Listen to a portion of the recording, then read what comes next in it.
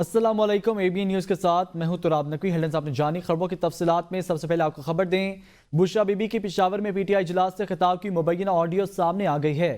Bushra be be اجلاس میں شریک افراد سے خطاب میں کہہ رہی ہیں انٹرنیٹ بند ہوگا، متبادل بندوبست کرنا ہوگا، سوشل میڈیا یوٹیوبرز قافلوں کی ویڈیو ساتھ ساتھ شیئر کریں، کوئی ورکر زخمی ہو جائے تو حلقے کا MNA MPA اس کا خیال رکھے، خود بھی گرفتاری نہیں دینی اور ورکرز کو بھی گرفتاری سے بچانا ہے، کسی کے پاس ثبوت کے طور پر ویڈیو نہیں ہوگی تو اسے اگلی بار ٹکٹ نہیں ملے گا، قافلے میں انٹرنیشنل میڈیا کو ساتھ رکھنا ہے، 24 نومبر کا احتجاج بانی PTI سے وفا کا امتحان ہے، 5 لاکھ لوگ 24 نومبر کو نکل سکتے ہیں، اس وقت گروپنگ کا مطلب بانی PTI سے وفاداری نہیں ہے۔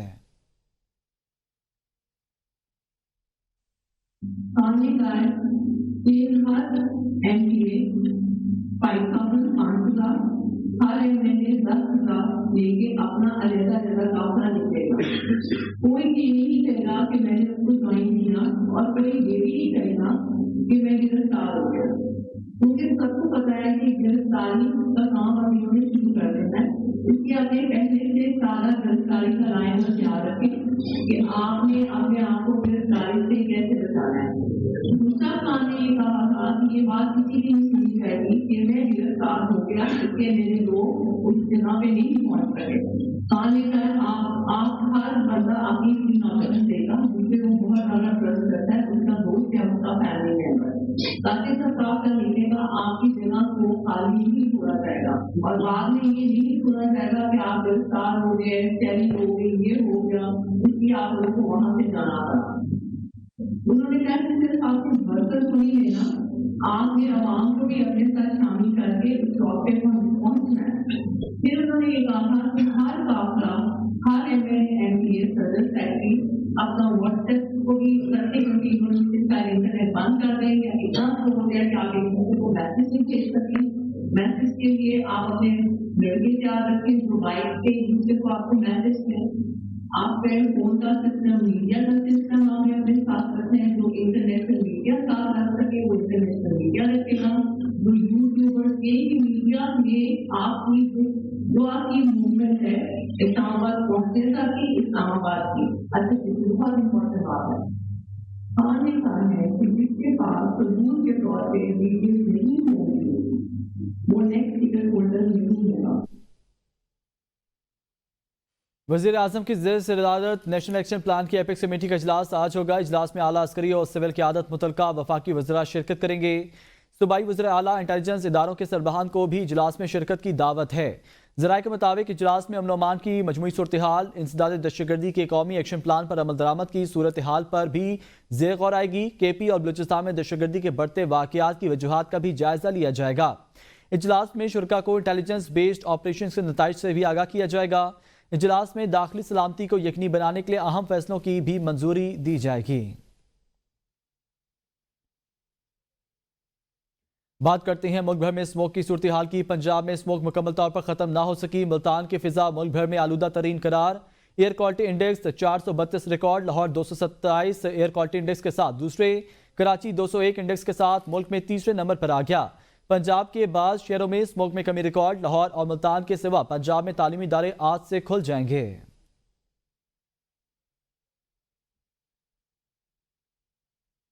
لاہور میں حکومت پنجاب کی طرف سے ہیوی ٹرانسپورٹ کے داخلے پر مکمل پابندی، شہر میں 41 انسداد اسموک سکواڈز بھی تشکیل دے دیے گئے۔ کاروائیاں جاری ہیں۔ لاہور میں آج بھی کسی بھی قسم کی ہیوی ٹریفک، لوڈر، ٹریکٹر، ٹرالی کو داخلے کی اجازت نہیں ہوگی۔ پابندی کو یقینی بنانے کے لیے DSPs کی نگرانی میں شہر کے 12 داخلی اور خارجی راستوں پر نفری تعینات کر دی گئی۔ لاہور میں داخلے کے لیے پیٹرول، ادویہ، اشیاء خوردنوش، مسافر گاڑیوں کو چیکنگ کے بعد داخلے کی اجازت ہوگی۔ چیف ٹریفک آفیسر امارہ اتھر کا کہنا ہے کہ دھواں چھوڑنے والی گاڑیوں کے خلاف کریک ڈاؤن جاری ہے۔ روزانہ کی بنیاد پر لاکھوں کے جرمانے اور سینکڑوں گاڑیوں کو بند کیا جا رہا ہے۔ پنجاب بھر میں اسموک کی شدت کم ہونے پر ہوٹلز اور ریسٹورنٹس کے اوقات کار میں نرمی، محکمہ مالیات نے نوٹیفیکیشن جاری کر دیا۔ نوٹیفیکیشن کے مطابق 15 نومبر کے حکم نامے کے تحت عائد پابندیوں میں نظر ثانی کی گئی ہے۔ تمام ہوٹلز، ریسٹورنٹس اور فوڈ آؤٹ لیٹس کو رات 10 بجے تک کھلا رکھنے کی اجازت دی گئی ہے۔ ہوٹلز اور ریسٹورنٹس میں ڈائن ان، پارکنگ میں کھانے اور ٹیک اوے کی سہولت رات 10 بجے تک دستیاب ہوگی۔ ہوم ڈیلیوری خدمات پر کسی بھی قسم کی کوئی پابندی نہیں ہوگی۔ پنجاب میں بارش، محکمہ مالیات کا کہنا ہے ہوا کی رفتار اور سمت میں تبدیلی کے باعث مالیاتی کیفیت میں بہتری آئی ہے۔ خبر دیں آپ کو، حسن نواز کو برطانیہ میں دیوالیہ قرار دیے جانے پر شریف خاندان کا رد عمل آ گیا ہے۔ ترجمان کا کہنا ہے کہ ملک و قوم کی خاطر شریف خاندان نے نجی کاروبار میں نقصان برداشت کیے ہیں۔ شریف خاندان کے دیوالیہ کرنے کے عمل کا آغاز 1972 سے ہوا۔ پہلی مرتبہ ذوالفقار بھٹو کے زمانے میں صنعتوں کو نیشنلائز کیا گیا۔ مشرف نے یہی کام کیا۔ شریف خاندان کے ذاتی گھروں پر قبضہ کیا گیا، فیکٹریاں سیل کی گئیں۔ ترجمان نے کہا کہ ثاقب نثار اینڈ کمپنی نے اپنے دور میں شریف خاندان کی انڈسٹری کو تباہ و برباد کر دیا۔ شریف خاندان کو صرف سزا کے لیے خاندان کے کاروبار کو 4 بار دیوالیہ کرایا جا چکا ہے۔ ندیم افضل چند نے کہا ہے شریف خاندان کا دیوالیہ ہونے پر بھٹو دور کو زیر بحث لانا درست نہیں۔ آپ برطانیہ میں دیوالیہ ہو رہے ہیں، بھٹو دور بیچ میں کہاں سے آ گیا؟ حقیقت بتائیں، برطانیہ میں ٹیکس نہ ادا کرنا پڑے، خود کو دیوالیہ ظاہر کر دیا۔ جو کرتوت یہاں پر ہیں وہی وہاں پر، کچھ تو شرم کریں۔ ہمیں قیادت نہ روکے تو سارا کچا چٹھا کھول کر رکھ دیں گے۔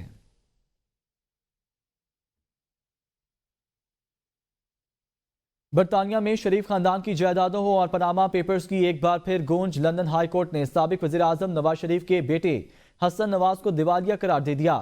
برطانوی عدالت کے اس اقدام کے شریف خاندان کی جائیدادوں پر کیا اثرات ہوں گے؟ کیا مذکورہ فلیٹ کو فروخت کر کے رقم قرض خواہوں کو دے دی جائے گی؟ تفصیل جانتے ہیں اس رپورٹ میں۔ ٹیکس ادا نہ کرنے پر لندن کی ہائی کورٹ آف جسٹس نے سابق وزیر اعظم نواز شریف کے بیٹے حسن نواز کی ایک کمپنی کو دیوالیہ قرار دے دیا۔ حسن نواز کے نام پر ایون فیلڈ میں 16، 16A، 17 اور 17A 4 فلیٹس ہیں جہاں شریف فیملی کی رہائش ہوتی ہے اور جو پاناما سکینڈل میں سامنے آئے تھے۔ فلیٹ نمبر 17 کے ٹیکسز ادا نہیں کیے گئے۔ دیوالیہ قرار دیے جانے پر کسی بھی شخص کے پاس موجود ہر چیز چھین کر اسے قرض کی ادائیگی کے لیے استعمال کیا جاتا ہے۔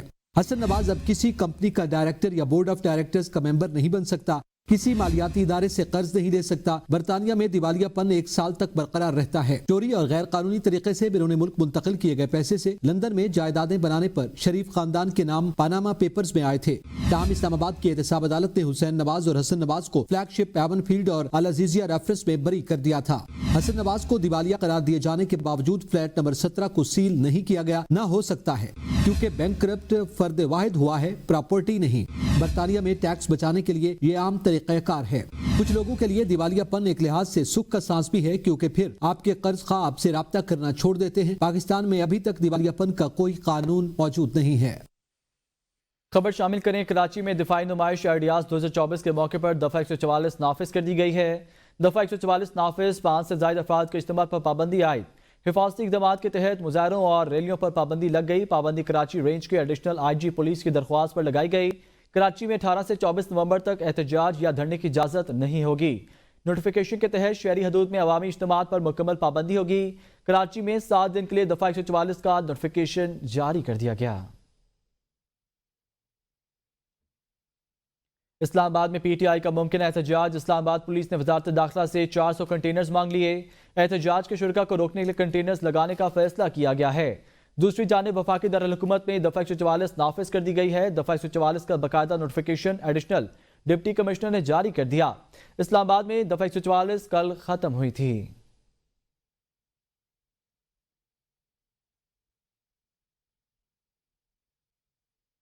PTI کا 24 نومبر احتجاج، حکومت کا سخت سیکیورٹی انتظامات کرنے کا فیصلہ۔ ذرائع کے مطابق اسلام آباد پولیس نے رینجرز اور FC کی خدمات مانگ لی ہیں۔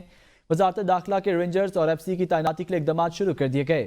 اسلام آباد پولیس نے 22 نومبر سے رینجرز اور FC کی خدمات مانگی ہیں۔ IG اسلام آباد نے خط لکھ کر رینجرز اور FC کی تعیناتی کی سفارش کی ہے۔ وزیر اعلیٰ KP علیمی گنڈا پور کی زیر صدارت شکایت پورٹل کے حوالے سے اجلاس، عوامی شکایات کے ازالے کی صورتحال کا جائزہ لیا گیا۔ اجلاس میں متعلقہ حکام کی جانب سے وزیر اعلیٰ کو بریفنگ دی گئی۔ بریفنگ میں کہا گیا اب تک 6242 شکایات درج ہو چکی ہیں، 2559 عوامی شکایات کا ازالہ کیا جا چکا ہے، جبکہ 3683 عوامی شکایات کا ازالے پر کام جاری ہے۔ بریفنگ میں بتایا گیا پورٹل پر پشاور سے سب سے زیادہ 1458 شکایات درج ہوئی ہیں۔ اجلاس سے خطاب کرتے ہوئے وزیر اعلیٰ علی امین گنڈا پور نے کہا کہ عوام کی سہولت کے لیے وزیر اعلیٰ کمپلینٹ سیل کے تحت شکایت کو بھی عوامی اختیار کا پورٹل پر منتقل کیا جائے۔ عوامی شکایات چاہیے جس کے کسی بھی دور میں موصول ہوئی ہو ان کا ازالہ ہونا چاہیے۔ انہوں نے کہا کہ شہری سب ہمارے ہیں اور ان کی شکایت کا ازالہ حکومت کی ذمہ داری ہے، اس میں کوئی تفریق نہیں ہونی چاہیے۔ پی ٹی آئی کی آدھی سے زیادہ لیڈرشپ کمپرومائزڈ ہے، ایک طرف اسٹیبلشمنٹ کو گالیاں، دوسری طرف مذاکرات کی منتیں کر رہے ہیں۔ پی ٹی آئی کے پہلے احتجاج میں کے پی سے لوگ آئے، دوسرے صوبوں سے لوگ نہیں نکلے۔ علی امین گنڈاپور نے پہلے اسلام آباد پر حملہ کیا، پھر ورکرز چھوڑ کر بھاگ گیا۔ بشرا بی بی کی دھمکی کے بعد لوگ مرضی سے نہیں ڈر کر آئیں گے۔ پرامن احتجاج پر کوئی پابندی نہیں، لیکن کے پی کے وسائل استعمال کر کے اسلام آباد پر چڑھائی کی اجازت نہیں دے سکتے۔ یہ ساتھ اسٹیبلشمنٹ کو گالیاں دیتی ہیں، اسی اسٹیبلشمنٹ سے یہ بات بھی کرنا چاہتے ہیں۔ یہ والنٹیرلی لوگ نہیں آئیں گے، لوگ جو ہے اس دھمکی، یہ جو محترمہ بشرا بی بی نے دی ہے، اس کی وجہ سے آئیں گے۔ کے پی گورنمنٹ کی وہ اسلام آباد میں یا پنجاب میں چھوڑ کے انہوں نے تو حملہ کیا ہوا تھا۔ وزیر اعظم شہباز شریف نے ٹیکس نادہندگان کے خلاف کارروائیوں میں تیزی لانے کی ہدایت کر دی ہے۔ وزیر اعظم شہباز شریف کی زیر صدارت معیشت کی صورتحال پر جائزہ اجلاس۔ وزارت خزانہ نے آئی ایم ایف کے وفد سے ہونے والی ملاقاتوں پر بریفنگ دی۔ وزیر اعظم نے کہا کہ ملک معاشی استحکام کی جانب گامزن ہے۔ معیشت کی ترقی کے لیے اقدامات کی بدولت اسٹاک مارکیٹ میں تیزی کا رجحان ہے۔ بیرونی سرمایہ کار حکومتی پالیسیوں پر اعتماد کا اظہار کر رہے ہیں۔ وزیر اعظم نے ہدایت کی عوامی ریلیف کو ہر دوسرے اقدام پر ترجیح دی جائے، ٹیکس نادہندگان کے خلاف کارروائیوں میں تیزی لائی جائے۔ وزیر اعلیٰ کے پی علی امین گنڈاپور نے مشترکہ مفادات کونسل کا باقاعدہ اجلاس بلانے کے لیے وزیر اعظم کو خط لکھ دیا۔ وزیر اعلیٰ علی امین گنڈاپور نے لکھا کہ آئین پاکستان کے آرٹیکل 154 کے تحت ہر 90 دن میں اجلاس منعقد کرنا لازمی ہے۔ جنوری 2024 کے بعد سے یہ آئینی تقاضا پورا نہیں کیا جا رہا۔ خط میں اجلاس کے بروقت انعقاد کی اہمیت پر زور دیا گیا۔ وزیر اعلیٰ کے پی نے کہا کہ وفاقی اکائیوں کے درمیان تعاون بڑھانے، اہم مسائل کے حل اور ملک میں امن، ہم آہنگی اور سماجی اقتصادی ترقی کے لیے اجلاس ضروری ہے۔ مشترکہ مفادات کونسل کی اجلاسوں کی تاخیر سے بعض مسائل پر منفی اثرات مرتب ہو رہے ہیں۔ وزیر اعظم ذاتی دلچسپی لے کر ان اجلاسوں کے باقاعدہ انعقاد کو یقینی بنائیں۔ دریائے سندھ متنازع کنالوں کا معاملہ، وزیر اعظم نے 4 صوبوں سے آبپاشی منصوبوں کی تفصیلات طلب کر لی ہیں۔ وزیر اعظم نے صوبوں میں 2029 تک مکمل ہونے والے میگا واٹر سیکٹر منصوبوں کی تفصیلات طلب کر لیں۔ وفاقی وزارت منصوبہ بندی اور ترقیات نے 4 صوبوں کے محکمہ آبپاشی کو خط ارسال کر دیا۔ خط میں کہا گیا ہے 13ویں 5 سالہ منصوبے کے تحت واٹر سیکٹر کے کتنے منصوبے 2029 تک مکمل ہوں گے، مذکورہ تفصیلات وزیر اعظم کو ارسال کرنی ہیں، اس لیے جلد تفصیلات بھیج دی جائیں۔ خط میں public sector development project number, منصوبوں کا نام، مختص رقم، منصوبے کے مکمل ہونے کی تاریخ کی تفصیلات ارسال کی جائیں۔ سپریم کورٹ نے الیکشن میں 50% سے زائد ووٹ لینے والے امیدوار کو ہی کامیاب قرار دینے سے متعلق درخواست خارج کر دی۔ دوران سماعت جسٹس مسرت ہلالی نے ریمارکس دیے کہ ووٹرز الیکشن والے دن ووٹ ڈالنے کے بجائے صرف ٹی وی دیکھتا ہے۔ جسٹس جمال مندوخیل نے کہا کہ آئین میں ایسی کوئی شک نہیں، قانون سازی کا کام پارلیمنٹ کا ہے، سپریم کورٹ کا نہیں۔ دوران سماعت جسٹس محمد علی مظہر نے درخواست گزار سے استفسار کیا کہ کس آئینی شک کے تحت امیدوار کو الیکشن میں 50% ووٹ لازمی قرار دیا جائے۔ الیکشن میں ڈالے ووٹوں پر کامیاب امیدوار کا فیصلہ ہوتا ہے، ووٹرز ووٹ ڈالنے نہ جائے ان کا کیا ہو سکتا ہے۔ جسٹس عائشہ ملک نے کہا کہ پہلے بتایا جائے درخواست گزار کا کون سا بنیادی حق متاثر ہوا ہے، آئین کے کن آرٹیکلز کی خلاف ورزی ہو رہی ہے۔ درخواست گزار نے کہا کہ سارے بنیادی حقوق اس درخواست میں اٹھائے سوال سے جڑے ہیں۔ جسٹس مسرت ہلالی نے ریمارکس دیے پولنگ کے دن لوگ ٹی وی دیکھتے ہیں، ووٹ ڈالنے نہیں جاتے، ووٹرز ووٹ نہ ڈالیں تو یہ ووٹرز کی کمزوری ہے۔ جسٹس جمال مندوخیل نے کیے استفسار پر درخواست گزار نے بتایا کہ عام انتخابات میں ووٹ کاسٹ ہی نہیں کیا، جس پر جسٹس جمال مندوخیل نے کہا کہ آپ پھر آئین کی توہین کر رہے ہیں۔ آئینی بینچ نے درخواست خارج کرتے ہوئے درخواست گزار کو 20,000 جرمانہ بھی عائد کر دیا۔ اڈیالہ جیل میں توشہ خانہ 2 کیس پر سماعت۔ توشہ خانہ 2 کیس میں بانی پی ٹی آئی اور بشرا بی بی پر فرض جرم عائد نہ ہو سکی، بانی پی ٹی آئی کو کمرہ عدالت میں پیش کیا گیا۔ میڈیکل بنیادوں پر بشرا بی بی کی حاضری سے استثناء کی درخواست دائر کی گئی۔ پروسیکیوشن ٹیم کی بشرا بی بی کی حاضری سے استثناء کی درخواست کی مخالفت۔ میڈیکل رپورٹ پر نہ تو کوئی سیریل نمبر ہے اور نہ ہی دستخط موجود ہیں۔ اسپیشل پروسیکیوٹر میڈیکل رپورٹ کے ساتھ ڈاکٹر کی معائنہ رپورٹ موجود نہیں۔ عدالت نے بشرا بی بی کو 21 نومبر کو حاضری یقینی بنانے کے حوالے سے نوٹس جاری کر دیا۔ بشرا بی بی آئندہ سماعت پر پیش نہ ہوئی تو ضمانت منسوخ اور ضمانتی منچل کے ضبط کرنے کا حکم دیا جائے گا۔ عدالت اسپیشل جج سینٹر شاہ رخ ارجمند نے کیس پر سماعت کی عدالت نے کی کیس 21 نومبر تک ملتوی کر دی ہے۔ بانی پی ٹی آئی کے خلاف اسلام آباد میں درج مقدمات کی تفصیلات سامنے آ گئیں۔ اسلام آباد پولیس نے بانی پی ٹی آئی کے خلاف درج مقدمات کی تفصیلات اسلام آباد ہائی کورٹ میں جمع کرا دیں۔ جسٹس ارباب محمد طاہر نے بانی پی ٹی آئی کی بہن نورین نیازی کی درخواست پر سماعت کی۔ اسلام آباد ہائی کورٹ نے باقی صوبوں سے کیسز کی تفصیلات فراہمی کے لیے 2 ہفتے میں رپورٹ جمع کرانے کی ہدایت کر دی۔ نورین نیازی نے اڈیالہ جیل میں قید بانی پی ٹی آئی کے خلاف درج مقدمات کی تفصیلات فراہمی کے لیے عدالت سے رجوع کیا تھا۔ دوسری جانب اسلام آباد کی مقامی عدالت نے بانی پی ٹی آئی کی 6 اور بشرا بی بی کی ایک مقدمے میں 7 دسمبر تک عبوری ضمانت میں توسیع کر دی ہے۔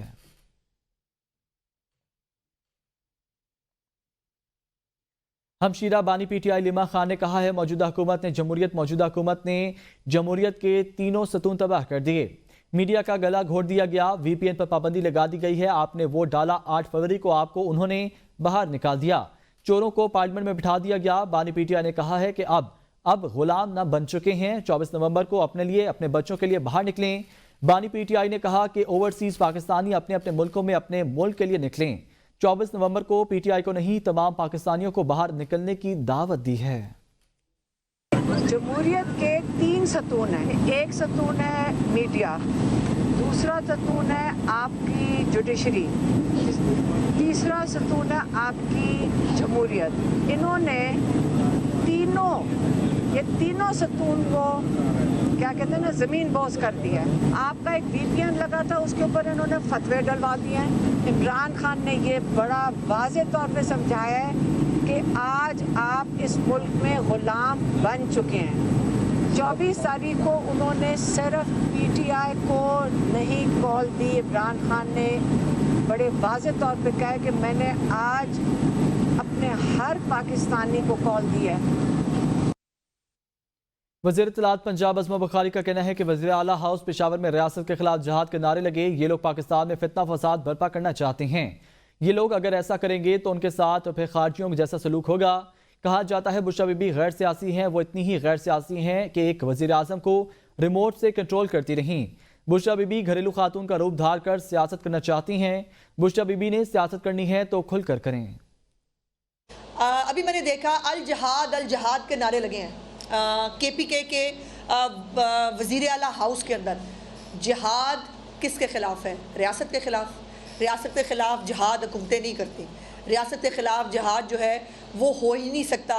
یہ خارجی جو ہیں، جن کو خارجی کہا جاتا ہے، جو پاکستان میں انتشار چاہتے ہیں، جو پاکستان کے اندر فساد برپا کرنا چاہتے ہیں، وہ اگر طالبان کی طرح الجہاد کے نعرے لگائیں گے تو پھر ان کے ساتھ وہی سلوک ہوگا جو خارجیوں کے ساتھ کرنا چاہیے۔ یہ ہماری جو غیر سیاسی خاتون ہیں، خاتون اول، بس اتنی ہی غیر سیاسی ہیں کہ وہ صرف ریموٹ کنٹرول پہ ایک وزیر اعظم کو چلایا کرتی تھی۔